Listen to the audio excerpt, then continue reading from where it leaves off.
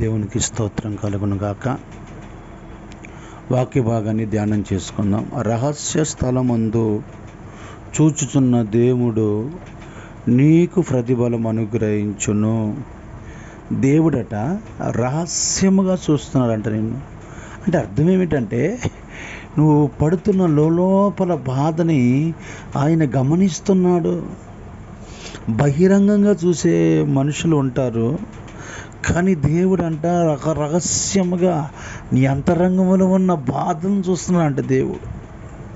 నా ప్రియమైన దేవుని బిడ్డలారా, చాలామంది అంటారు, నా బాధలు ఎవరు చూస్తారు, నా కష్టాలు ఎవరు చూస్తారు అంటా ఉంటారు కదా.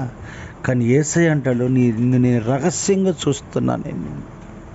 నువ్వు ఎంతగా శోధించబడుతున్నావు, ఎంతగా బాధపడుతున్నావు, ఎంతగా నలిగిపోతున్నావు, వాటన్నిటిలో నుంచి నిన్ను విడిపించుటకు శక్తి కలిగిన దేవుడిని అని చెప్తున్నాడు. ఈ రోజున నీ ఆత్మీయ జీవితంలో నేను రహస్యంగా చూస్తూ, నీ హృదయంలో ఉన్న బాధను చూస్తూ, నీ సమస్యల్ని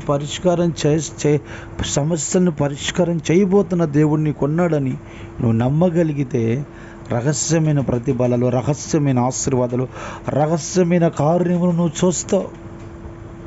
ఉదయకాలంలో దేవునితో మాట్లాడుతున్నాడు. నిన్ను, నీ కుటుంబాన్ని ఆయన చూస్తూ నీ పట్ల కార్యం చేయాలని చూస్తున్నాడు. ప్రార్థన. పరిశుద్ధులైన తండ్రి, ప్రేమ కలిగిన ప్రభువా, నీ బిడ్డలను మీకు రహస్యంగా చూసి రహస్యంగా ప్రతిఫలం వారికి దయచేయమని, అంతరంగంలో ఉన్న బాధలన్నీ తొలగించమని యేసు నామమున అడుగుతున్నాము తండ్రి. ఆమేన్.